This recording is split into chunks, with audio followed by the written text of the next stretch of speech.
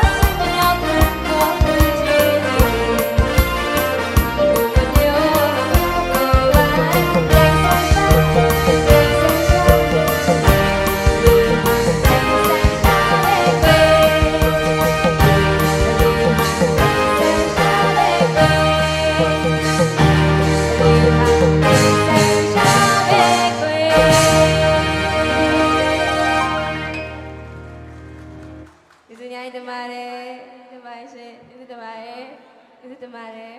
ဒီစပါ